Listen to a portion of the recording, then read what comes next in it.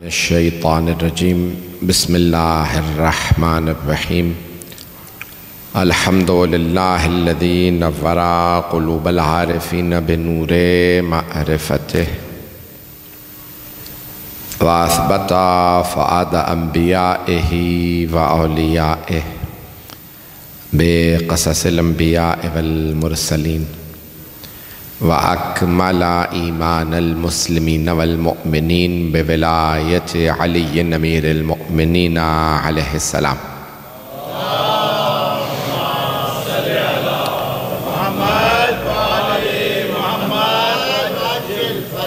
والصلاة والسلام والتحية والإكرام على أفضل الموجودات العبد المؤيد والرسول المسدد المصطفى الأمجد المحمود الأحمد أعني أبا القاسم محمد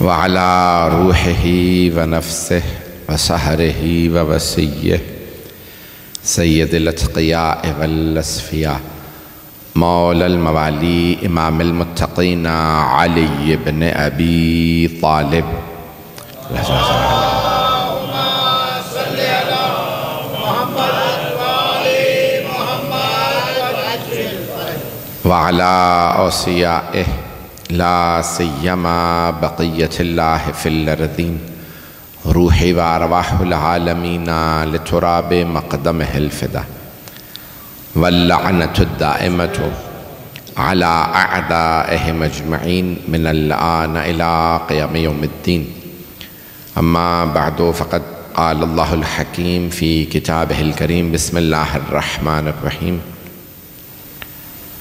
الذين ينفقون في السراء والضراء والكاظمين الغيظ والعافين عن الناس والله يحب المحسنين صدق الله العلي العظيم صلوات اللهم صل على محمد وآل محمد وعجل فرجه سورہ فاتحہ کی درخواست کی گئی ہے سید حسن نواب کاظمی ابن سید حسن قیصر کاظمی اور محمد مہدی رضوی ابن سن آف محمد باقر قمر جہاں بنت منتظم حسین اور حاضرین کے مرحومین کے لیے تمام شہداء کے لیے الفاتحہ بسم اللہ الرحمن الرحیم الحمد للہ الرحمن الرحیم مالک یوم الدین ایاک نعبد و ایاک نستعین اهدنا الصراط المستقیم صراط الذین انعمت علیہم غیر المغضوب علیہم ولا الضالین بسم اللہ الرحمن الرحیم قل هو الله احد الله الصمد لم يلد ولم يولد بسم الله الرحمن الرحیم قل هو الله احد قل هو الله احد الله لم يكن له كفوا احد صلوات علی محمد و آل محمد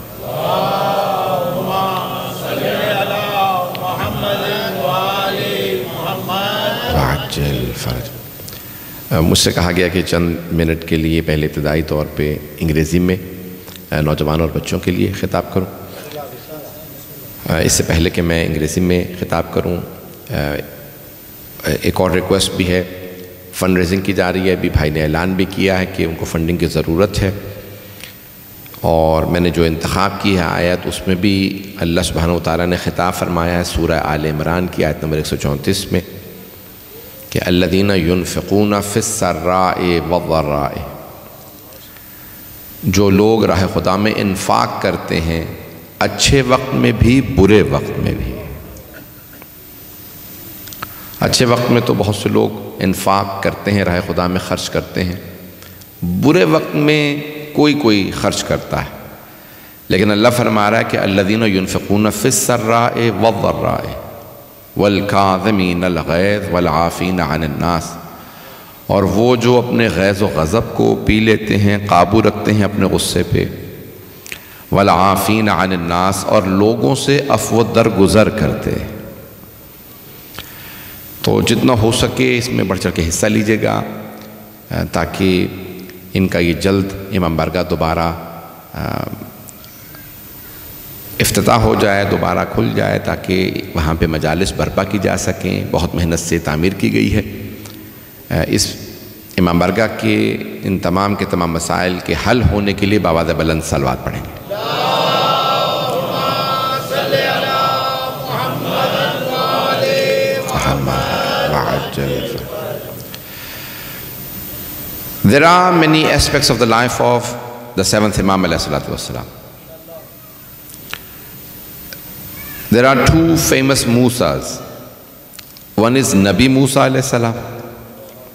One is Imam Musa Kazim alayhi salam. Allahumma salli ala Muhammad wa ala. I hope people are paying attention. Nabi Musa alayhi salam, he is famous for his majesty and his haybat. فَأَلْقَى الْأَلْوَاحِ, when he saw that the people have started worshipping a calf, he threw the tiles on the ground, the tablets. And he went towards his brother Hazrat Harun. Hazrat Harun in the Holy Quran says, لَا تَأْخُذْ بِلَحِيَتِي, oh my brother, do not hold me by my beard. The people did not follow me, they went after Samari, they started following a Samari, the magician.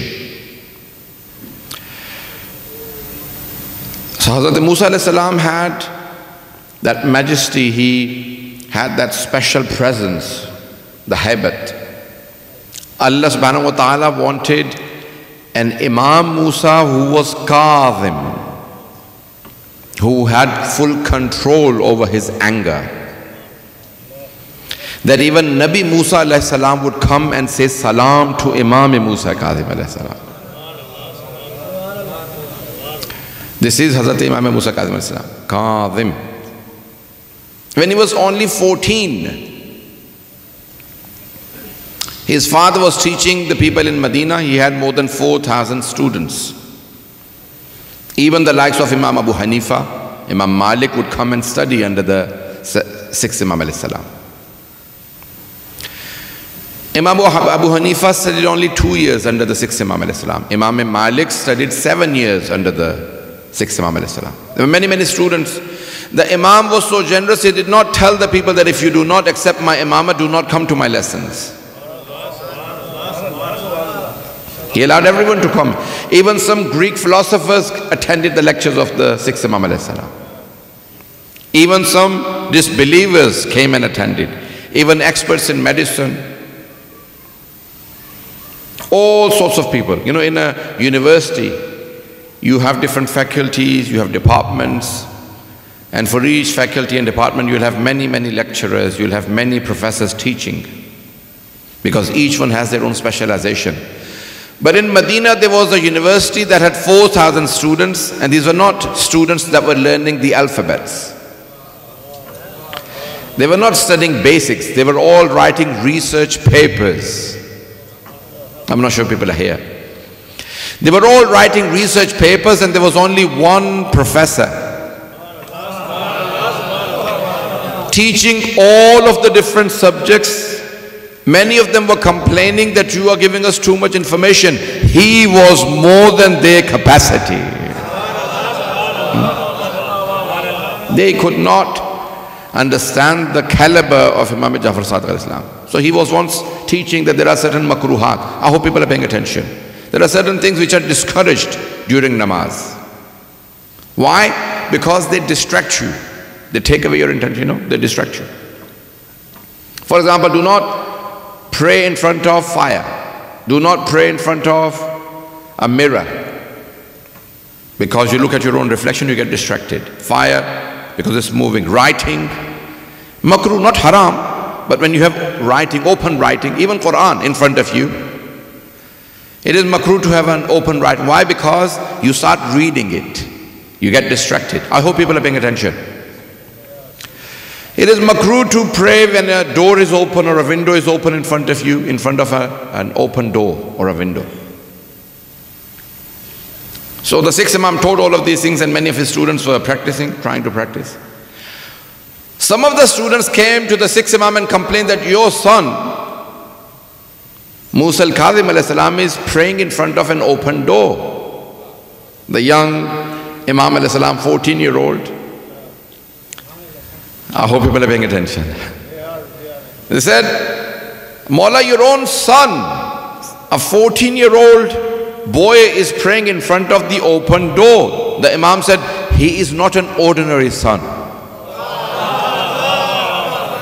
He is Hujjatullah. If you have a question when he finishes his prayers, go and ask him. Go and directly ask him. The scholars, the historians say that as soon as the Imam finished his namaz, all of these students of the sixth Imam alayhi salam, they came and started attacking him. Yabna Rasulullah, how come you're praying in front of an open door? He said, because the God that I pray to is closer to me than my jugular vein. I'm not sure.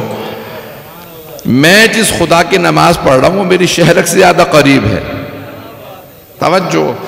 He says that look, when you pray in front of an open door, you are distracted. I'm not sure if people are here. You are distracted because the door is open. But when I pray, I don't get distracted because I am with Allah subhanahu wa ta'ala. I couldn't convey it to everyone. Let me explain it further. You know, the Holy Prophet sallallahu alaihi wasallam said, Allahumma salli ala Muhammad. As-salatu mi'rajul mu'min. Yes? The prayer is the ascension of every believer.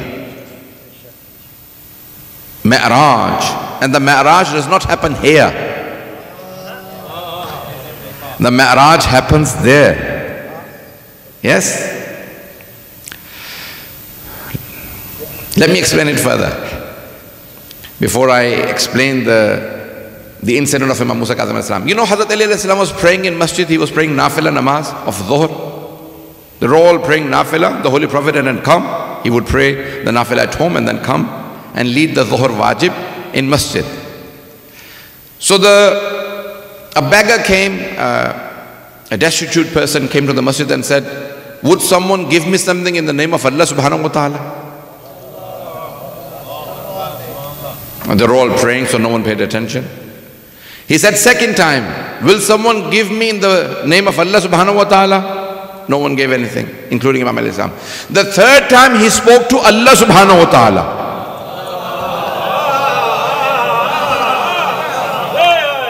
He said, oh Allah, be my witness. I came to your house and I asked the people who were praying to you, but no one helped me.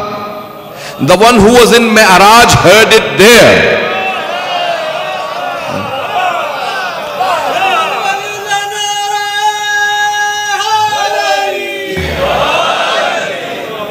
When the Imam heard it there, he pointed his finger and the beggar came and took off the ring.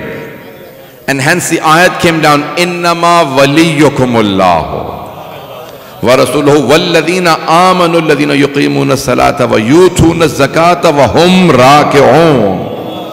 Indeed, your walis are Allah, His messenger, and amongst the believers, the ones who establish prayers, and while in ruku, they give zakat. There's only one man who gave zakat while he was in ruku. And hence we say Aliyun Waliyullah, because Allah says your wali is Allah, Rasul and Ali. Now please pay attention. The seventh Imam al-Islam was praying, he said, my God is closer to me than my jugular vein. You get distracted. Your attention is not like mine. دیکھیں یہاں فرق پتہ چلتا ہے معصوم کا اور غیر معصوم کا. گنہگار کیسے ہوتے ہیں, ان کی نماز کیسی ہوتی ہے, انہیں ہر چیز نماز ہی میں یاد آتی ہے. لیکن معصوم کا رتبہ اور مقام یہ ہے کہ جب وہ نماز میں ہوتے ہیں تو ان کی ران سے تیر نکال لیا جاتا. پتہ نہیں لوگ پہنچ رہے ہیں نہیں پہنچ رہے. امیر المؤمنین علیہ السلام کی ران سے یعنی تیر نکال لیا گیا تھا نماز کے دوران. فیضان گرامی, مجمع کی توجہ میرے ساتھ, ایک تھوڑا سلوات پڑھ کے پیچھے جگہ نہیں ہے, آگے آگے تشریف لیں گے, آگے جگہ ہے ابھی تو پیچھے والوں کے لیے بھی جگہ بن جائے گی. سلوات پڑھیں محمد.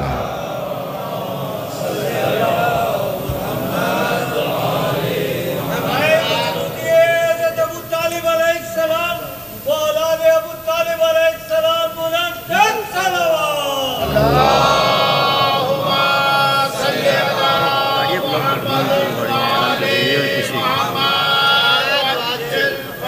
ایک آڈی جو ہے وہ بلاک کر رہی ہے YBU ہے 14K، اس کو اگر موو کر دیں گے FJG، یہ ٹویوٹا ہے 6U4 شاید یہی نمبر ہے، تو پلیز اس کو دیکھ لیجیے، یا 6UU ہے جو بھی.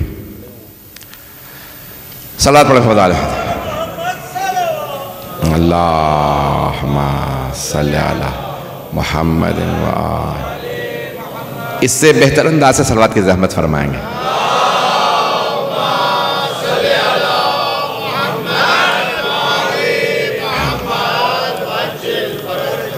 کیونکہ آج کہا گیا تھا انگریزی میں 15 منٹ پڑھ دیجیے گا، میں نے 15 منٹ. حضرت گرامی، امام موسیٰ کاظم علیہ السلام سے جب سوال کیا چھٹے امام کے شاگردوں نے، شاگردوں کے بھی ہر شاگرد کا رتبہ برابر نہیں ہوتا. چھٹے امام کے 4000 شاگرد ہیں. جب ایک نے اعتراض کیا تھا نا، مولا آپ قیام کیوں نہیں کرتے، آپ کے جد نے تو 72 کے ساتھ قیام کیا تھا، تو امام نے کہا میرے پاس ویسے 72 نہیں. تو اس شاگرد نے کہا کہ نہیں مولا آپ کے پاس تو 4000 شاگرد ہیں. کچھ لوگ پہنچ گئے ہیں. مولا نے فرمایا یہ 4000 ہیں لیکن 72 جیسے نہیں ہیں. کہا نہیں مولا 72 جیسے ہیں. مولا نے کہا اچھا مثال کے طور پہ کون؟ اس نے کہا مثال کے طور پہ میں خود. پتہ نہیں کچھ لوگ پہنچ رہے ہیں نہیں پہنچ رہے. امام نے پوچھا بھئی 72 جیسا کوئی ہے میرے شاگردوں میں؟ کہا ہاں ہے. کہا کون؟ کہا میں خود. امام نے کہا یہ سامنے تندور دیکھ رہے ہو جہاں پہ آگ جل رہی ہے، جہاں پہ روٹی پکائی جاتی ہے؟ کہا ہاں. کہا اس میں کود سکتے ہو؟ کہا مولا میرے چھوٹے چھوٹے بچے ہیں، میرے پہ رحم کیجئے. اتنے میں حضرت ہارون مکی تشریف لائے. مولا نے اشارہ کیا، کہا ہارون کود جاؤ اس آگ میں. تو فوراً حضرت ہارون مکی کود گئے، اور صرف کودے نہیں بلکہ ڈھکنے کو بند کر دیا. امام نے پوچھا بتا ہارون مکی جیسے کتنے ہیں؟ کہا مولا 20 بھی نہیں. آپ دیکھیں مولا کو تندوری شیعوں کی ضرورت ہے. میرے پتہ نہیں جملے پہنچ رہے ہیں نہیں پہنچ رہے، یعنی جو تندور میں کودیں سوال نہ کریں. تو ساتویں امام علیہ السلام کے جو مقابلے میں آئے، جو دیکھیں ہوتا یہ ہے، میں اب بہت ڈھکے چمے الفاظ میں کیونکہ میرے اہل سنت بھائی آ رہے ہیں، میں کسی کی دل آزاری نہیں کرنا چاہتا، لیکن بھائیوں نے بہت زیادہ انکریج کیا اہل سنت بھائیوں نے، تو میں اس لیے ان کی تشریح کے لیے یہ جملے پیش کر رہا ہوں کہ پھر ہوا کیا. 4000 شاگرد. دیکھیں امام نے شرط یہ نہیں رکھی چھٹے امام نے کہ صرف اور صرف میرے ماننے والے شیعہ میرے درس میں آئیں. کہا جو بھی ہے آنا چاہے تو آ سکتا. جب سب آنے لگے تو اس کے اندر پھر ہر طرح کا آدمی تیار ہو. کئی افراد ہوتے ہیں کہ جو ذہن بنا رکھا ہوتا ہے وہ اپنی ذہنیت اور عقیدے کے مطابق بات لیتے ہیں، ہر بات کو قبول نہیں کرتے. کچھ لوگ پہنچ رہے ہیں. مجھے زیادہ وضاحت کی ضرورت ہے، میں آگے بڑھ سکتا ہوں، زیادہ وضاحت کرنے کی ضرورت تو نہیں ہے. کئی لوگ ہوتے ہیں کہ اپنے مطلب کی بات لے لیتے ہیں، ہاں یہ میرے مطلب کی بات ہے، باقی اس کے علاوہ مجھے یہ نہیں سننا. اب وہ بہت سے لوگ آ رہے تھے، سنتے نہیں، عمل نہیں، میں نے ماننا نہیں ہے. آپ توحید مفضل پڑھیں جب، تو آپ کو اندازہ ہوگا کہ ایک یونانی طبیب اگر امام کی بارگاہ میں آ کے سوالات کرتا ہے تو بغیر مرعوب ہوئے رہ نہیں سکتا. لیکن اب ساتویں امام کا مقابلہ کن کا تھا کہ وہ تمام افراد جو مفتی بن گئے تھے وہ امام ہی کے خلاف فتوے دے رہے تھے. کئی ایسے لوگ ہوتے ہیں جو امت کی اصلاح کرتے کرتے امام کی اصلاح کرنے سوچنے لگتے ہیں. میں جملے کہہ رہا ہوں، میں جانتا ہوں سخت جملے ہیں، بہت سے لوگوں کو شاید برے لگیں. ہوتی ہے نا امت کی اصلاح کی عادت ہوتی ہے، وہ امام تک پہنچ جاتے ہیں. یہ انگلی اگر امام پہ اٹھے تو انسان کے دین سے خارج ہو جانے کے لیے کافی ہے. میری باتیں بری تو نہیں لگ رہی ہیں؟ اب ساتویں امام علیہ السلام کو سامنا کن کا تھا؟ ہارون. دیکھیں میں نے دن میں مثال دی تھی وہاں پہ نیو کیسل کی مجلس کے اندر، میں بات کو آگے بڑھاؤں گا کہ اللہ نے ایک حضرت موسیٰ علیہ السلام نبی موسیٰ کو بھیجا تھا تو ان کی ہیبت تھی، تو اللہ نے کہا مجھے ایک کاظم کو بھیجنا. دیکھیں یہ جو 14 معصومین ہیں نا، یہ افضل ترین ہستیاں ہیں. اللہ کی کچھ نہ کچھ ان کے اندر نشانیاں نظر آنی چاہیے، پتہ تو چلے یہ اللہ کی صفات کا مظہر ہونے چاہیے. نہیں، سارا مجمع نہیں ہے. وہ محمود ہے، اس نے محمد کو بھیجا. وہ اعلیٰ ہے، اس نے علی کو بھیجا. وہ فاطر السماوات والارض ہے، اس نے فاطمہ کو بھیجا. وہ محسن ہے، اس نے حسن کو بھیجا. وہ قدیم الاحسان، اس نے حسین کو بھیجا. وہ معبود و مسجود ہے، اس نے عابد و سجاد کو بھیجا. وہ علیم و خبیر ہے، اس نے باطن العلوم کو بھیجا. وہ اصدق القائلین ہے، اس نے جعفر الصادق کو بھیجا. غیظ و غضب پہ اسے پورا قابو تھا، اس نے موسیٰ کاظم کو بھیجا. مرضات کا مرکز اس کی ذات تھی. توجہ، وہ جسے چاہتا تھا رضی اللہ بنا دیتا تھا. اس نے علی ابن موسیٰ رضا کو بھیجا. تقویٰ وہ عطا کرتا تھا، اس نے محمد تقی کو بھیجا. نقاوتیں اور پاکیزگیاں اس کے لیے تھی، اس نے علی نقی کو بھیجا. ہیبت اس کی تھی، اس نے حسن عسکری کو بھیجا. وہ غیب مطلق ہے، اس نے مہدی منتظر کو بھیجا.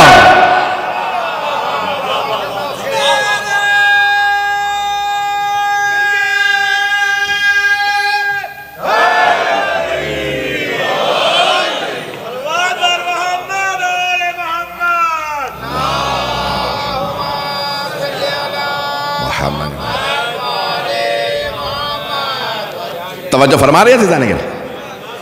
تو عزیزان کرام صفات بتائیں گی کہ یہ اس کے بھیجے ہوئے، کمالات بتائیں گے کہ یہ اللہ کے بھیجے ہوئے. میرے جملے پہنچ رہے ہیں عزیزان کرام؟ توجہ سے سنیے گا کہ مجھے 7ویں امام سے متعلق مطالب کو پیش کرنا ہے. تو 7ویں امام میں ایسے کمالات دیکھیں. اب ہوا یہ ہے کہ شیعوں کے بھی فرقے بنے ہیں، اور 6 امام کی حدیث ہے. جب کسی نے پوچھا تھا علم الیقین جو فیض کاشانی کی کتاب ہے، وہاں پہ یہ حدیث موجود ہے.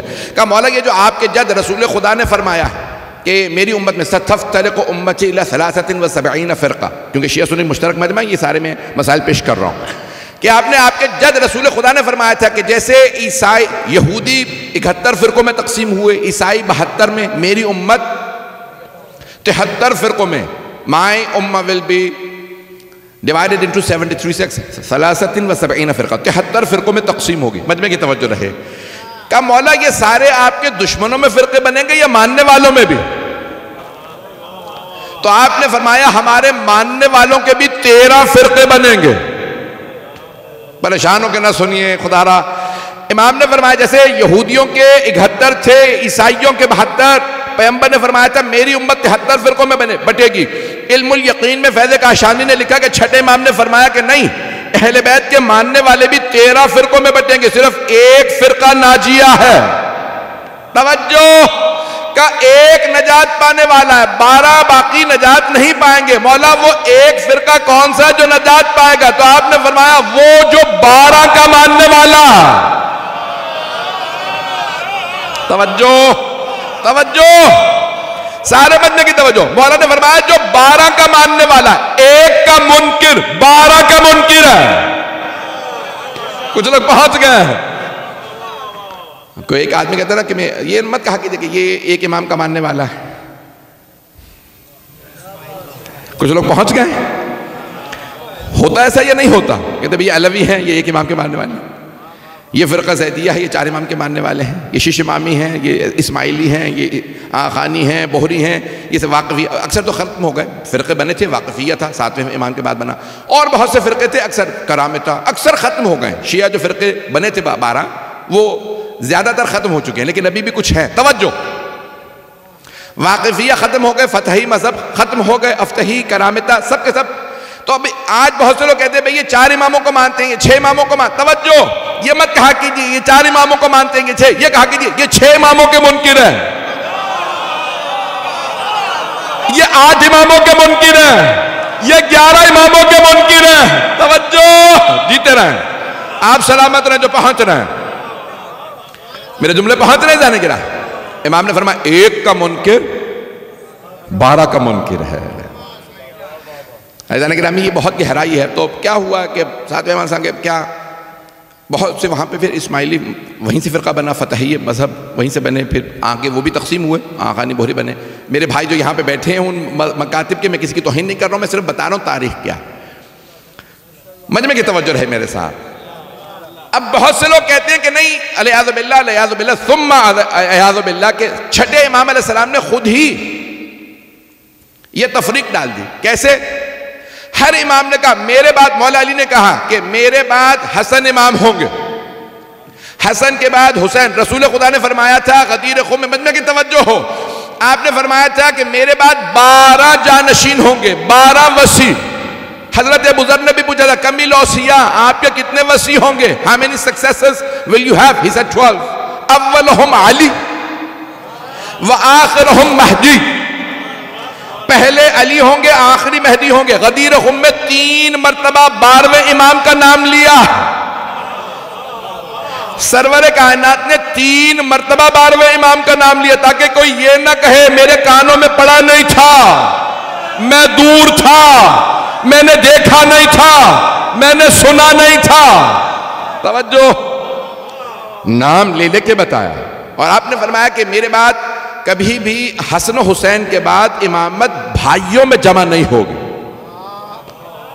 کچھ لوگ پہنچ گئے ہیں، میں جیتے رہے جو لوگ پہنچ رہے ہیں. تو حبیب خدا نے فرمایا میرے بعد کبھی بھی حسن و حسین کے بعد امامت بھائیوں میں جمع نہیں ہوگی، باپ کے بعد بیٹا ہی امام بنے گا. صرف حسن و حسین، فاطمہ کے دونوں بیٹے امام ہیں سلام اللہ علیہ. تو یہ رسول اسلام نے فرمایا اور پھر نام بتایا، ایک ایک امام کا نام بتایا، کنیت بتائی، سب ان کے القابات بتائے، صفات بتائیں. تو آپ نے سب کچھ تفصیل سے بیان کیا. تو آپ نے جب نام بتائے تھے تو عزیزان گرامی اب وہ لوگ کہتے ہیں کہ جب رسول خدا نے کہا میرے بعد کون ہوں گے؟ علی ہوں گے. من کنت مولا فہذا علی مولا. توجہ، مولا امیر علیہ السلام نے فرمایا میرے بعد حسن ہے، حسن کے بعد حسین ہوں گے. مولا حسن نے خود کہا میرے بعد میرا بھائی حسین. توجہ، مولا حسین نے فرمایا سجاد، مولا سجاد نے فرمایا باقر. توجہ، امام باقر علیہ السلام نے فرمایا صادق. امام موسیٰ کاظم علیہ السلام نے فرمایا 18 بیٹے ہیں امام رضا. امام رضا نے فرمایا محمد تقی. امام تقی علیہ السلام نے فرمایا علی نقی. امام علی نقی علیہ السلام نے فرمایا حسن عسکری. امام حسن عسکری علیہ السلام نے 12ویں امام کا فرمایا. میں نے چھٹے امام پہ روک دیا. توجہ توجہ، اب چھٹے امام نے وصیت لکھی 5 لوگوں کے نام پہ. جو پریشان ہے تھوڑا سا اور پریشان ہو جائے. تو اب امام نے وصیت لکھی، کہا کہ بھئی 5 افراد کے نام، جانشین کے نام پہ وصیت ہوتی تھی، جس کے نام وصیت لکھیں وہ اس کو وصی کہا جاتا ہے. تو کہا کہ وصیت میں کس چیز کا نام ہے؟ کہ منصور دوانقی جو خلیفہ تھا جس نے امام کو زہر دیا. توجہ، دوسرا جو گورنر مدینہ کا اس کا نام. تیسرا حضرت حمیدہ خاتون امام کی زوجہ 7ویں امام کی والدہ. چوتھا نام امام موسیٰ کاظم. 5واں نام عبداللہ افتح اپنے ایک اور بیٹے کا. توجہ، اب 5 نام 6. اب لوگوں نے کہا سارے کنفیوز ہو گئے، بہت سے شیعہ بھی کنفیوز ہو گئے، ارے امام نے 5 نام لکھ دیے. توجہ، ایک مرتبہ جب امام نے اعلان کر دیا، امام کی شہادت ہوئی، منصور دوانقی نے پوچھا بتاؤ جعفر الصادق نے وصیت کس کے نام لکھی ہے؟ گورنر نے پوچھا کیوں؟ کہ جس کے نام وصیت لکھی ہے اسے ابھی قتل کر دے. جیتے رہے. توجہ، اب پہنچ گئے. ایک مرتبہ گورنر سے منصور دوانقی ظالم نے عباسی خلیفہ نے کہا جس کے نام وصیت ہے جعفر الصادق کی اسی وقت قتل کر دو، اس کا گلا کاٹ دے. گورنر نے کہا پھر سن کس کس کے نام وصیت. جو پہنچ گئے ان پہ سرا. کہا تیرا بھی نام ہے. کم میرا، میں تو قاتل ہوں. وہ تو زندگی میں تو سلام دعا تک نہیں لیتے تھے. میں مسجد میں چلا جاتا تھا تو رخ پھیر لیتے تھے. پتہ نہیں مجمع ہے یا نہیں. مسجد نبوی میں امام منبر پہ منصور دوانقی آ کے امام کے سامنے بیٹھا، امام نے رخ پھیر لیا. پتہ نہیں لوگ ہیں یا نہیں ہیں. امام نے دائیں طرف رخ کر لیا. کیوں؟ منصور دوانقی بیٹھا ہے. ظالم کو سلام نہیں کروں گا. بیعت تو دور کی بات ہے.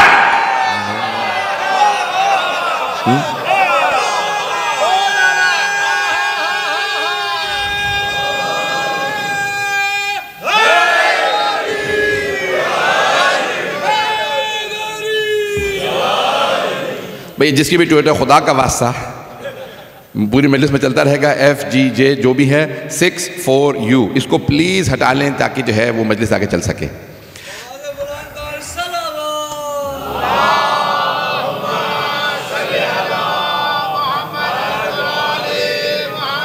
یہاں کچھ جگہ ہے، تھوڑا سا آگے آ جائیں گے، پیچھے والوں کے لیے جگہ بن جائے گی. صلوات پڑھو محمد. اللہ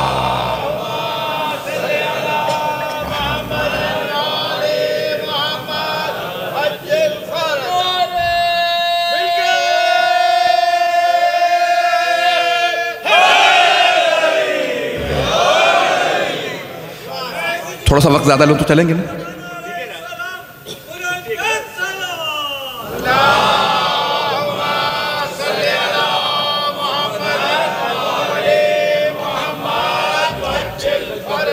توجہ فرما رہے ہیں سے گرا.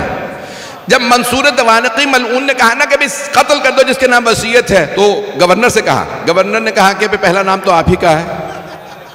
اس نے کہا میرے نام کیسے وصیت لکھ دی؟ توجہ کہ ساری زندگی کبھی میرے سلام کا جواب نہیں دیا. میں اب سب کے نام نہیں لے سکتا، کس کس معصوم نے کس کس کے سلام کا جواب نہیں دیا. جیتے رہیں جی آپ سلامت رہیں.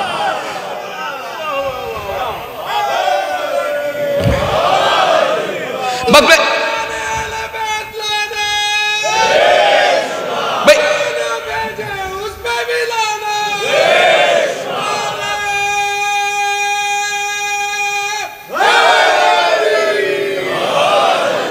ایک نام بتائے دیتا ہوں. ایک نام بتا. حضرت گرامی بہت سے معصوم ہیں. دیکھیں سلام کرنا سنت رسول ہے، سلام کرنا مستحب، جواب دینا واجب ہے. نہیں ہے مجمع، جواب دینا واجب ہے لیکن مسلمان کے سلام کا. جیتے رہیں آپ جی. اب میرے بات پہنچ رہی ہے، میں نام نہیں لوں گا کسی کا بھی، بس ایک نام لینا ضروری ہے. جب دربار یزید میں جناب زینب پہنچی تو یزید نے پوچھا ان میں زینب کون ہے؟ بی بی نے جواب نہیں دیا. وہ ہم کلام ہونا چاہتا تھا، پھر بات کی، بی بی نے جواب نہیں دیا. پھر اس نے سلام کیا کہ نبی کی نواسی سلام کا جواب دیں گی، بی بی نے پھر بھی جواب نہیں دیا. او مسلمانوں، جس یزید کے سلام کا جواب نبی کی نواسی نے نہیں دیا اسے رضی اللہ نہ کہنا.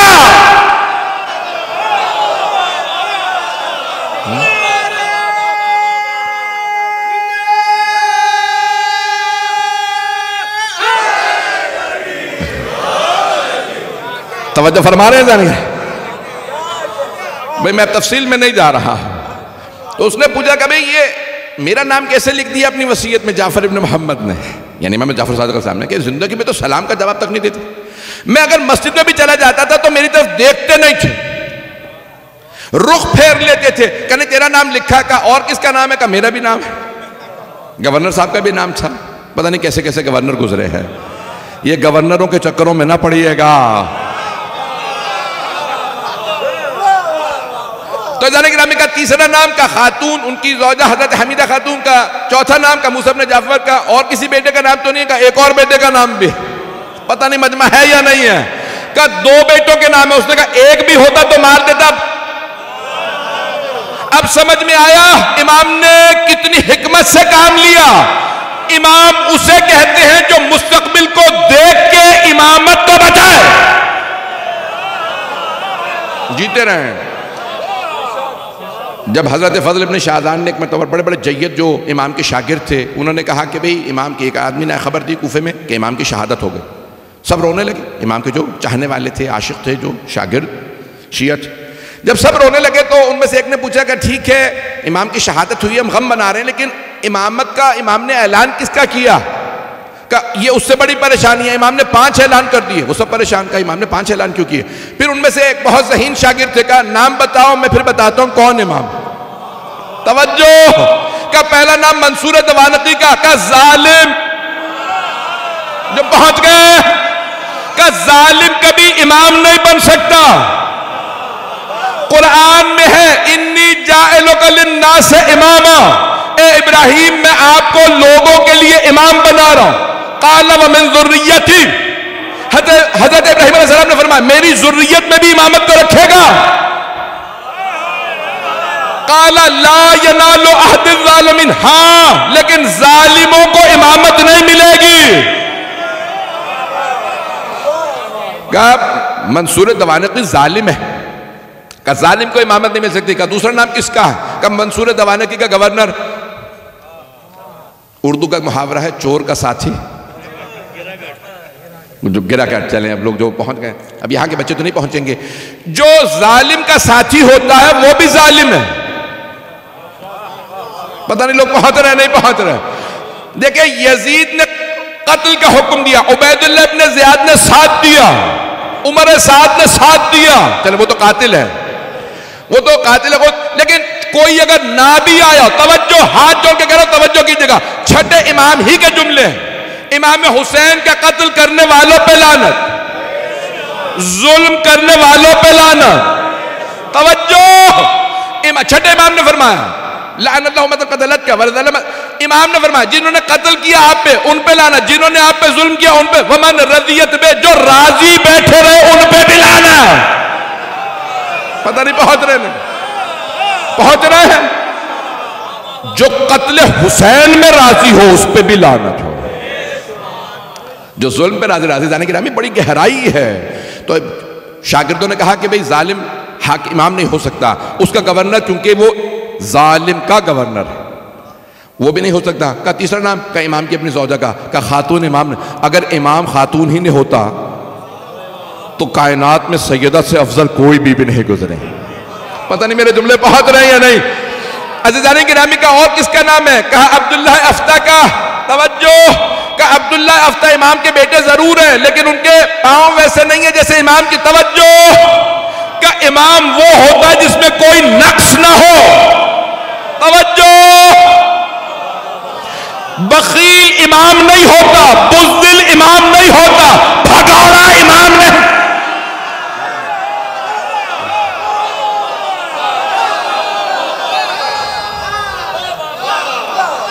میں تفصیل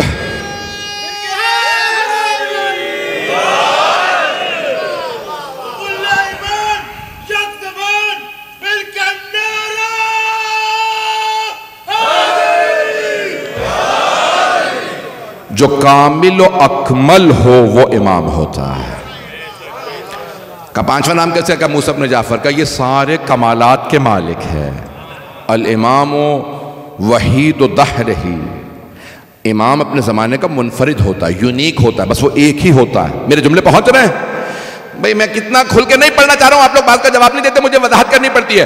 عزیزان گرامی امام اسے کہا جاتا ہے جس کا کوئی ثانی نہ ہو، علم میں سب سے زیادہ باکمال ہو، کبھی یہ نہ کہے پوچھ کے بتاؤں گا، دیکھ کے بتاؤں گا، مجھے نہیں آتا تو بیٹی ہی سے پوچھ لوں گا۔ میرے پتہ نہیں جملے پہنچ رہے نہیں۔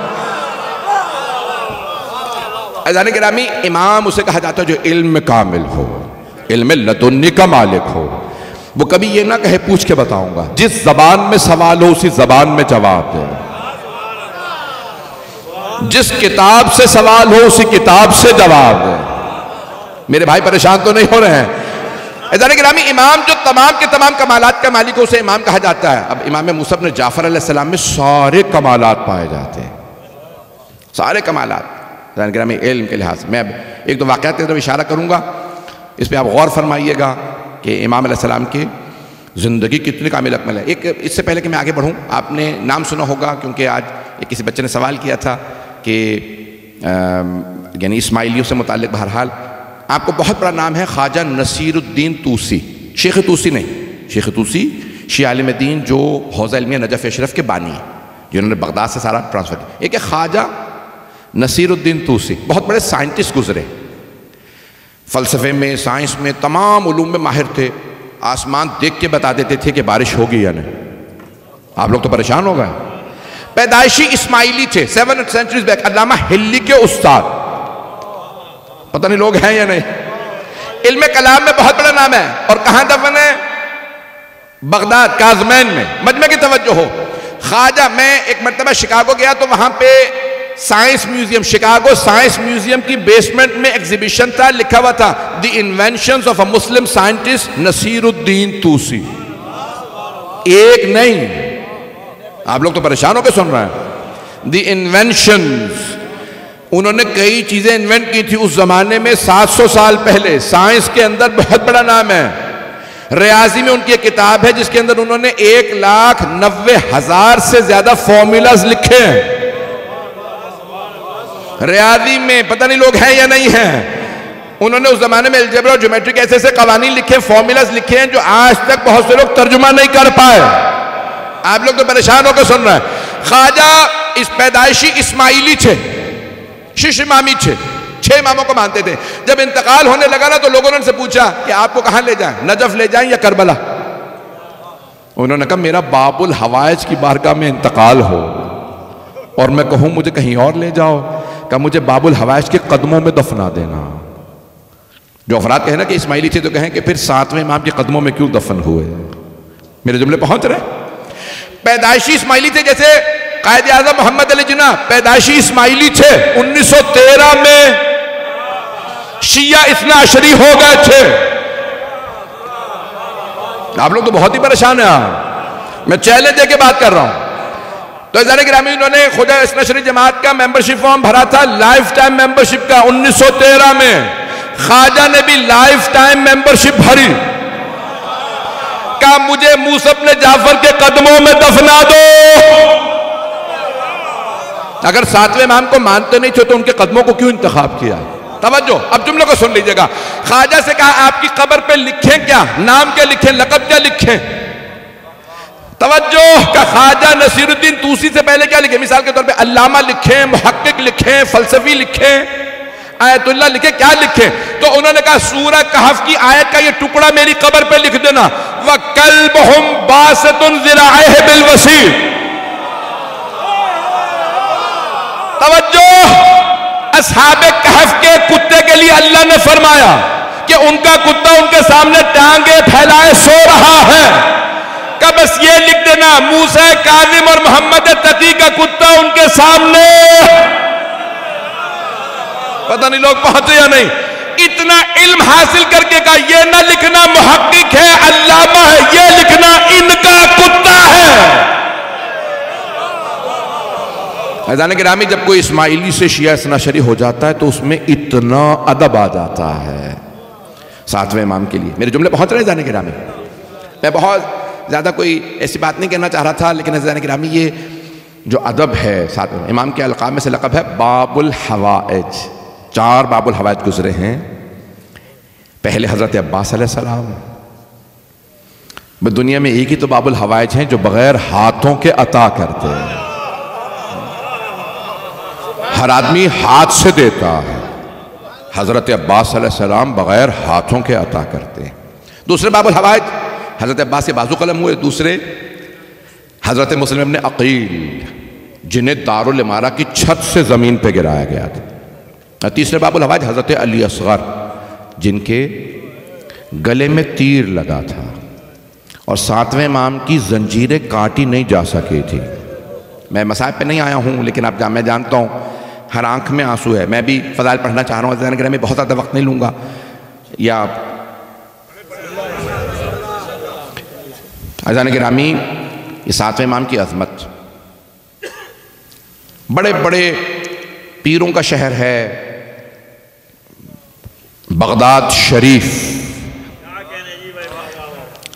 تمام کے تمام ہمارے اہل سنت بھائی کہتے ہیں اس کو بغداد نہیں کہو بغداد شریف.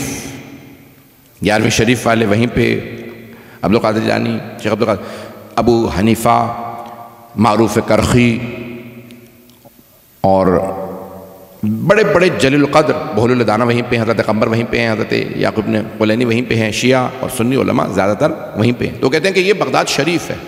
عزیزان گرامی جہاں سب کا شرف ختم ہو جائے وہاں سے 7ویں امام کا شرف شروع ہوتا. عزیزان گرامی اتنے القاب ہیں امام کے کاظم. میں جو پیش کرنا چاہ رہا ہوں کہ عام طور سے انسان شکوے شکایات بہت زیادہ کرتا ہے. میں پریشان ہوں, میں بیمار ہوں, شکوہ. اور ہر آدمی اگر تھوڑا سا بھی بیمار پریشان ہونا تو وہ شکوہ کرنے لگتا ہے. اور اگر کوئی زندان میں ہو اور وہاں پہ بھی شکوہ نہ کرے بلکہ شکر کرے. 7ویں امام کا جملہ کیا ہے کہ پروردگارہ میں تیرا کیسے شکر ادا کروں, میں نے تجھ سے تنہائی مانگی تھی, تو نے ایسی تنہائی دی ہے کہ نہ سوائے تیرے کوئی اور ہے، نہ سوائے میرے کوئی اور ہے۔ حضرات گرامی، جو منفی شے میں سے بھی مثبت نکال لیں وہ امام ہے۔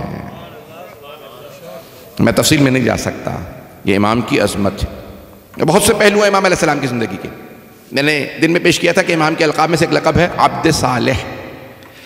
جہاں بڑے بڑے پیر موجود تھے بغداد میں، وہاں سب کے سب کہتے تھے یہ سب پیر ہیں، لیکن ایک عبد صالح ہے، ایک اللہ کا خاص بندہ ہے جو زندان میں عطا کرتا ہے۔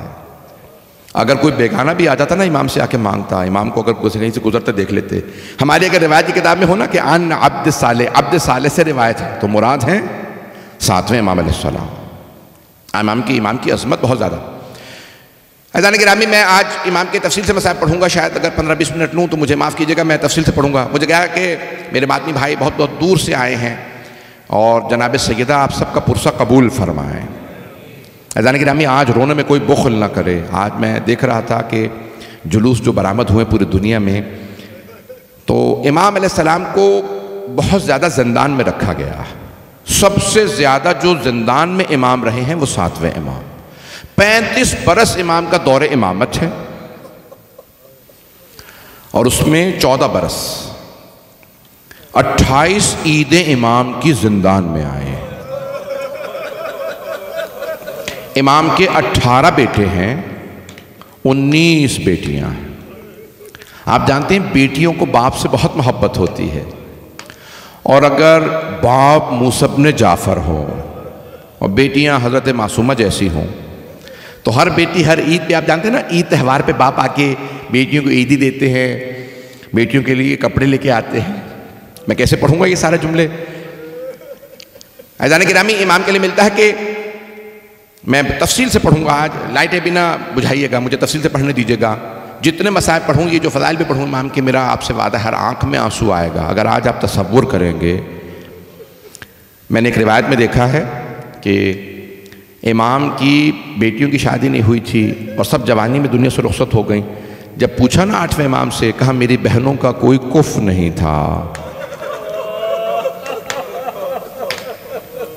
امام رضا اپنے گھر کے صحن میں سوتے، میری گھر میں بہنیں موجود ہیں۔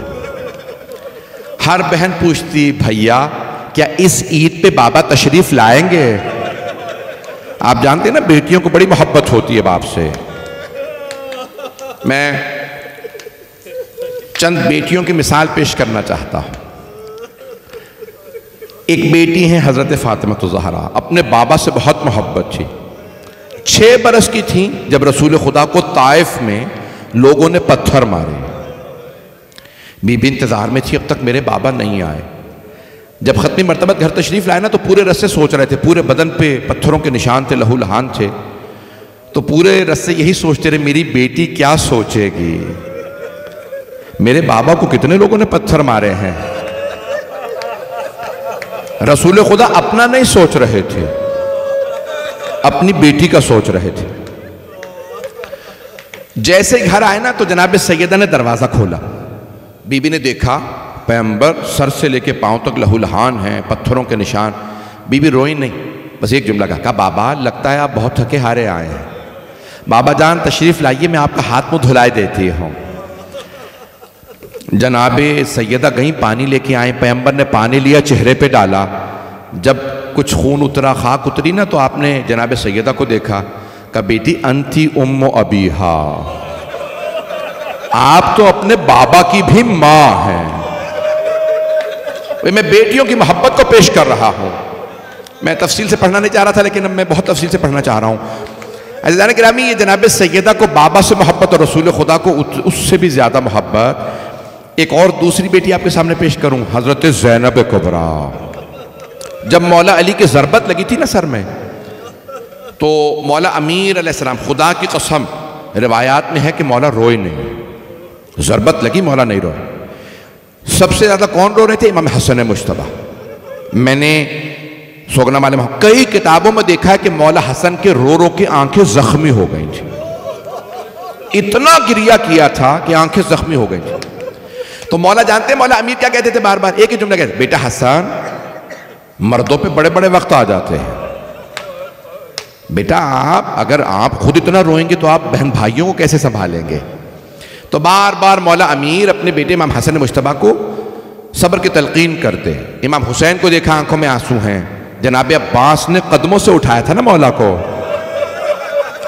جب مولا علی کو ضربت لگی تھی نا تو مولا حسن نے دائیں بازو سے پکڑا, مولا حسین نے بائیں بازو سے اٹھایا مولا کو. سر شگافتہ ہو گیا تھا. جناب عباس نے قدموں سے پکڑا تھا. مولا عباس کو روتا دیکھا, سب کو روکا, مولا نہیں روئے. اصحاب سب اونچی آواز سے رو رہے ہیں مولا کی ضربت لگنے پہ, مولا نہیں روئے. خدا کی قسم الفاظ یہ ہیں, جیسی مولا گھر آئے نا کہا بیٹا حسن میرے اصحاب سے کہیں چلے جائیں. کہا بابا آپ کی محبت میں آئے. کہا نہیں, میری بیٹیاں اس وقت رو رہی ہوں گی, میں نہیں چاہتا میرے اصحاب میری بیٹیوں کا گریہ سنیں. میں چلیے گا, میں نے بھی مصائب پڑھنے ہیں تفصیل سے. مولا تشریف لائے, کہا کہ میرے اصحاب سے کہہ دو کہ چلے جائیں. پھر ایک مرتبہ آواز دی, کہا بیٹا حسن مجھے زمین پہ کھڑا کر دیجئے. کہا بابا جان بہت زیادہ خون بہ گیا. کہا میں نہیں چاہتا میری بیٹیاں مجھے بیٹوں کے ہاتھوں پہ دیکھیں. میری بیٹیاں جانتی ہیں میں شیر ہوں. کہا مجھے زمین پہ کھڑا کر دیجئے. کہ اگر دیکھ سکے تو دیکھتے رہیے گا, میں بھی پڑھوں گا بہت زیادہ. عزیزان گرامی ایک مرتبہ مولا حسن نے سارے بھائیوں سے کہا بابا کو کھڑا کر دیجئے. ایک مرتبہ مولا عباس نے دروازہ کھولا. جب دروازہ کھولا نا سب سے آگے جناب زینب کھڑے تھے.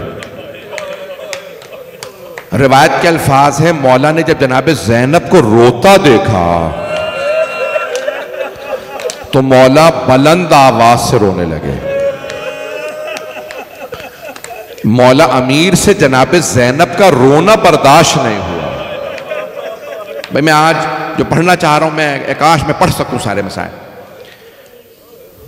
تیسری بیٹی جسے بابا سے بڑی محبت تھی,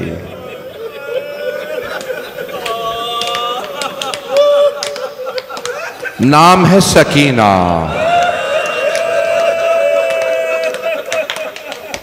اگر یہاں کوئی بیٹیوں والا بیٹھا ہے نا,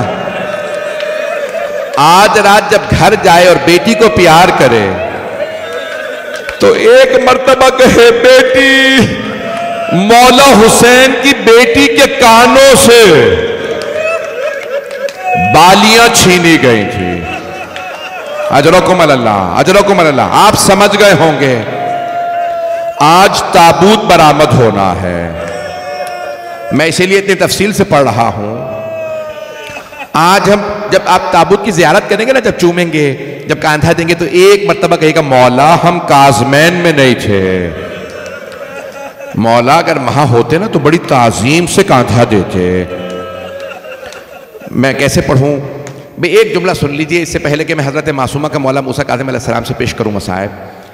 جب جناب سید الشہداء خیمے سے باہر آئے تھے نا مولا سجاد سے اور جناب زینب کبریٰ سے وداع کر کے, تو مولا نے جب ذوالجنہ پہ سوار ہوئے, تفصیل میں نہیں جانا چاہتا, جب سوار ہو گئے نا تو آپ نے ایڑ لگائی. ذوالجنہ آگے نہیں بڑھ رہا. مولا نے کہا ذوالجنہ میرے بھائی مارے گئے, میرے بیٹے مارے گئے, میرے اصحاب مارے گئے, کیا تو نے بھی میرا ساتھ چھوڑ دیا؟ ذوالجنہ آگے کیوں نہیں بڑھتا؟ ایک مرتبہ بے زبان جانور تھا, قدموں کی طرف اشارہ کیا, اپنی بے زبانی سے سر جھکا کے قدموں کی طرف اشارہ کیا. مولا حسین نے دیکھا ذوالجنہ کے قدموں سے ایک چھوٹی سی بی بی لپٹی ہوئی. مولا ذوالجنہ سے اترے, بی بی کو گلے لگایا, پیار کیا اور پوچھا بیٹی آپ خیمے سے باہر کیوں آئی ہیں؟ تو جناب سکینہ نے فرمایا, کہا بابا آپ کہاں جا رہے ہیں؟ تو مولا نے فرمایا بیٹی آپ کو پیاس لگی ہے, میں پانی لانے جا رہا. اگر دیکھ سکے تو میری طرف دیکھیے گا. تو جناب سکینہ نے فرمایا, کہا بابا جب سے چچا عباس گئے ہیں میری پیاس بجھ گئی ہے, بابا مت جائیے. بابا جو جاتا ہے نا واپس نہیں آتا. میں کیسے پڑھوں آپ کے سامنے؟ کتنی محبت تھی مولا حسین کو. تو بی بی نے بس ایک جملہ کہا, بابا آپ جب بھی مجھے سینے پہ سلاتے تھے تو ہمیشہ فرمایا کرتے تھے اسلام میں بیٹوں کا بھی حصہ ہے، اسلام میں بیٹیوں کا بھی حق ہے۔ بابا آپ بھیا علی اکبر کو ساتھ لے گئے، بھیا علی اصغر کو ساتھ لے گئے، بابا بتائیے میرے حصے میں کیا آیا؟ مولا حسین نے کچھ خاک کربلا اٹھائی، جناب سکینہ کے سر میں ڈال دی اور فرمایا بیٹی آپ کے حصے میں یتیمی آئی ہے، آپ کے حصے میں اسیری آئی ہے، آپ کے حصے میں شام کی قید آئی ہے۔ اجرکم اللہ۔ بس بھئی ذرا مدینہ چلیے میرے ساتھ۔ امام موسیٰ کاظم کو رہائی ملی، آپ جانتے ہیں نا کئی مرتبہ رہائی ملی، مولا مدینے آتے پھر لوگ گرفتار کر کے وہ ملعون گرفتار کر کے لے جاتے۔ مجھے بس ایک آخری گرفتاری پڑھنی ہے، اب میں تفصیل سے نہیں پڑھوں گا، 5 سے 10 منٹ کی زحمت دوں گا۔ بھئی آج رونے میں کوئی بخل نہ کرے، آج جناب سیدہ کو پرسہ دیجئے گا 7ویں امام کا۔ تو ایک مرتبہ جب مولا گھر آئے نا تو ساری بیٹیاں کا بابا ہم نے بہت انتظار کیا۔ مولا نے ایک ایک بیٹی کے سر پہ ہاتھ رکھا، کسی کی پیشانی کو چوم رہے ہیں، کسی کے ہاتھوں کو، بہت بیٹیوں سے مولا کو بڑی محبت تھی، سب کے ساتھ بیٹھے ہیں۔ چند دن گزرے، چند ہفتے گزرے یا چند مہینے گزرے، امام مسجد نبوی میں نماز پڑھ رہے تھے، روضہ رسول کے بالکل ساتھ کھڑے، اتنے میں ہارون الرشید کے کارندے آئے۔ وہ ملعون جب آئے نا تو ایک مرتبہ اس نے کہا تھا امام جس حالت میں ہو گرفتار کر لینا۔ امام نماز پڑھ رہے تھے، کچھ لوگوں نے گلے میں زنجیریں ڈالنا شروع کی، امام کے پاؤں میں بیڑیاں ڈالی، ہاتھوں میں ہتھکڑیاں، امام نماز پڑھ رہے تھے۔ اگر دیکھ سکے سب دیکھیے گا، امام کو نماز کی حالت میں گھسیٹنے لگے۔ جب زنجیریں ڈال کے انہوں نے امام کو کھینچنا شروع کیا نا، امام کو زمین پہ گرایا، سارے فوجی تھے، جب لے جانے لگے تو ایک مرتبہ امام نے رسول خدا کے روضے کو دیکھا اور روتے ہوئے فرمایا میرے جد رسول خدا، نانا بتائیے اب میرا کیا قصور تھا؟ بھئی میں کیسے پڑھوں آپ کے سامنے؟ ما زال ينتقل من سجن الى سجن، امام کو کبھی اس زندان سے اس زندان میں، کبھی اس زندان سے اس زندان میں منتقل کیا جا رہا تھا۔ آخری جملے سن لیجئے، میں بھی جو پڑھوں گا میں جانتا ہوں سخت جملے، مجھے معاف کر دیجئے گا۔ کچھ شیعوں نے ایک زندان کو، دروغہ زندان کو پیسے دیے ہمیں ہمارے مولا کی زیارت کروا دے۔ جب وہ زندان میں لایا نا، اس نے کہا رات کا وقت تھا کہ وہ سامنے تمہارے امام ہیں۔ ان سب نے دیکھا کہ سامنے تو کپڑا پڑا ہے، کہ اس کپڑے کے نیچے تمہارے امام ہیں۔ رات کا وقت تھا، امام سو رہے تھے، وہ سب رونے لگے کہ امام اتنے لاغر ہو گئے ہیں کہ تمہارے مولا کو کھانا نہیں دیا جاتا، بہت کم روٹی، بہت کم کھجوریں، کہ تمہارے امام کو پیٹ بھر کے کھانا نہیں ملتا۔ میں ایک جملہ پڑھوں اگر مجھے برداشت کر سکے میرے بھائی، اگر آج کوئی کاظمی سید ہو تو میں اس کے سامنے کیسے پڑھوں یہ جملہ؟ امام کے بعض زندان اتنے اس کی چھت نیچے تھی، امام سیدھے کھڑے نہیں ہو سکتے تھے۔ بس میں آخری جملے پڑھ رہا ہوں۔ امام موسیٰ کاظم علیہ السلام کو ہارون الرشید ملعون نے زہر دلوا دیا۔ بس امام کو جب زہر دیا گیا نا، بھئی میں 1 گھنٹہ پڑھنا نہیں چاہ رہا تھا، لیکن ابھی میں 5 سے 10 منٹ اگر زحمت دوں میرے ساتھ ساتھ رہیے گا۔ ابھی جب تک میں نہ کہوں، میں ہاتھ جوڑ کے کروں، تب تک تابوت برآمد نہ کیجیے گا۔ بھئی تابوت تیار ہے میرے سامنے، میری آنکھوں کے سامنے، میں زیارت کر رہا ہوں، میں جملے پیش کروں گا، میری طرف دیکھتے رہیے گا۔ یہ آنکھیں بند کر کے ذرا چلیے، بغداد کا زندان ہے، رات کا وقت ہے، ایک ملعون نے امام کو زہر دے دیا۔ بس امام کو زہر دیا گیا۔ اب میں یہ جملہ پڑھنے لگا ہوں، معافی، بہت معذرت کے ساتھ۔ ایک مرتبہ ایک مفتی سے کہا امام کے قتل کا فتویٰ دے دے۔ آپ جانتے ہیں نا بڑے بڑے مفتی، درباری مفتی تھے جنہوں نے فتوے دیے، امام حسین کے خلاف، ائمہ کے خلاف فتوے دیے۔ کہا امام موسیٰ کاظم کے خلاف فتویٰ دے دے کہ یہ واجب القتل ہے۔ تو اس ملعون نے کہا کہ بھئی امام سے گناہ کروا دو، میں فتویٰ دے دوں گا۔ انہوں نے ایک بدکارہ کو پیسے دیے، کہا کہ 1 رات زندان میں گزار لے۔ بھئی اگر دیکھ سکے سب میری طرف دیکھیے گا، میں یہ تفصیل سے واقعہ نہ پڑھتا۔ جب وہ بدکارہ آئی نا زندان میں، امام نے کہا خبردار میرے قریب نہ آنا، میں پاک ہوں۔ جب اس نے امام کے چہرے کو دیکھا کہ میں نے زندگی میں اتنی نورانی مخلوق نہیں دیکھی، آپ کون ہیں؟ اگر دیکھ سکے میں ادھر دیکھیے گا۔ امام نے ہاتھ سے اشارہ کیا، سارے کے سارے پردے ہٹنے لگے، جنت کا نظارہ ہونے لگا۔ جنت کی ساری مخلوقات نے کہا او خاتون قریب نہ جانا، یہ امام ہے۔ ایک مرتبہ وہ رونے لگی، اس نے رو کے کہا اے عبد صالح، کیا میری توبہ قبول ہو سکتی ہے؟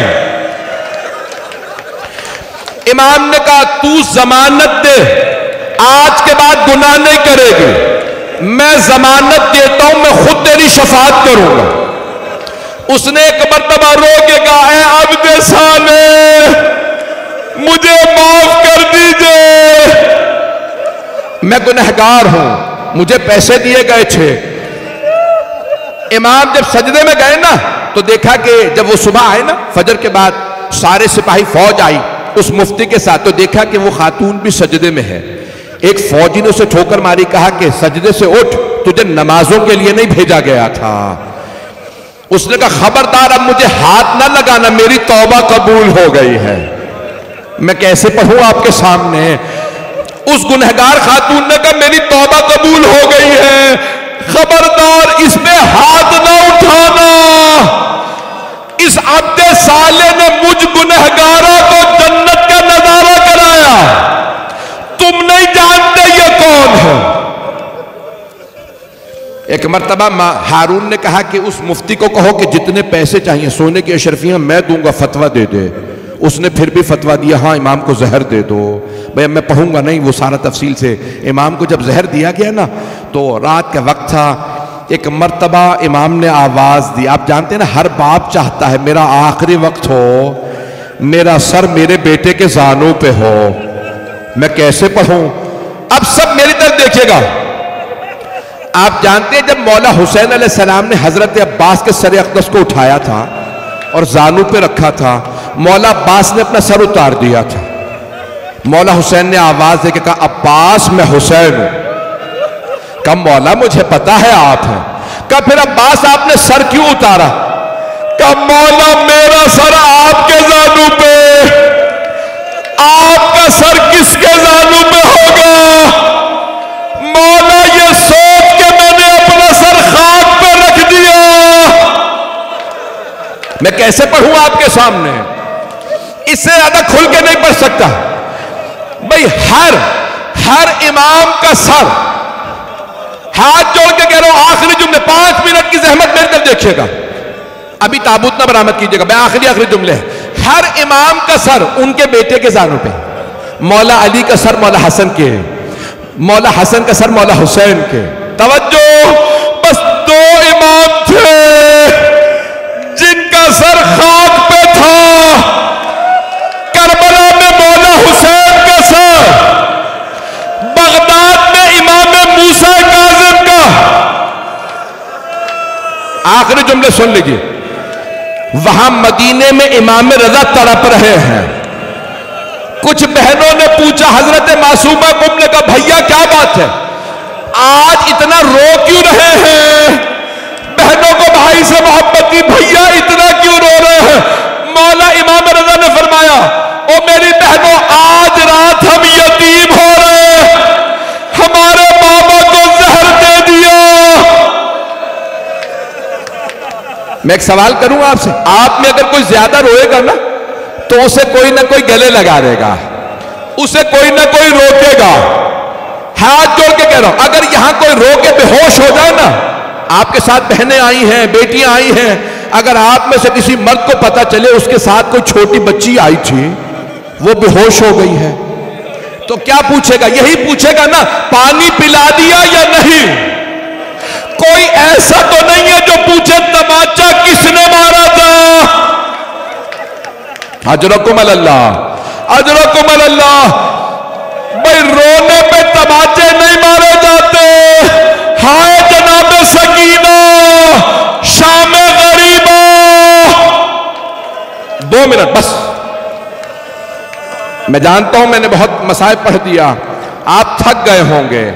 یہ مسلسل رونا بڑا مشکل کام ہے، آنسو خشک ہو جاتے ہیں، سینے میں درد ہونے لگتا ہے، کمر ٹوٹنے لگتی ہے۔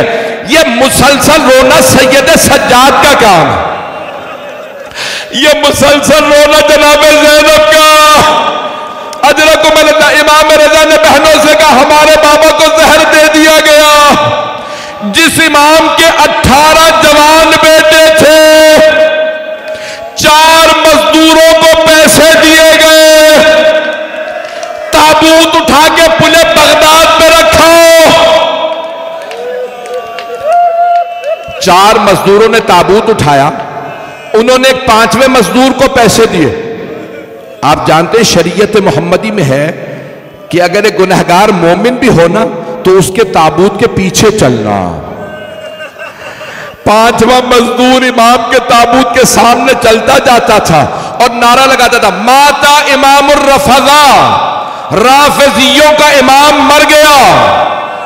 ایک مرتبہ شیعہ جمع ہونے لگے کاظمین میں پلے بغداد پہ، جب تابوت رکھا ایک شیعہ نے پوچھا کس کا جنازہ؟ یہ تابوت کس کا ہے؟ ایک مزدور نے کہا تمہارے امام موسیٰ کاظم کا۔ کہا امام کی شہادت کیسے ہوئی؟ کہا تمہارے امام اپنی موت مرے ہیں۔ ایک شیعہ بہت یقین والا تھا، آگے بڑھا، کہا خبردار ہمارے امام اپنی موت نہیں مرتے۔ اس نے تابوت کو کھولا، کفن کے بند کھولے اور ایک مرتبہ کا مولا خود بتائیے آپ طبیعی موت مرے ہیں یا شہید کیا گیا؟ امام نے تابوت سے آواز قتلا قتلا، ان ملعونوں نے مجھے قتل کیا۔ اجرکم اللہ۔ ایک مرتبہ شیعہ تڑپنے لگے، میں ابھی تابوت نہیں آیا، بس 2 منٹ زحمت دے رہا ہوں۔ ایک مرتبہ بھئی ابھی آپ تابوت کی زیارت کریں گے۔ ایک مرتبہ سارے شیعوں نے تابوت کاندھوں پہ اٹھایا، ماتم کرنے لگے، ہائے شیعہ یتیم ہو گئے، ہمارے 7ویں امام کو شہید کر دیا گیا۔ جیسے کاظمین میں لے گئے نا، سارے شیعہ جمع تھے، کہا امام کا جنازہ کون پڑھائے گا؟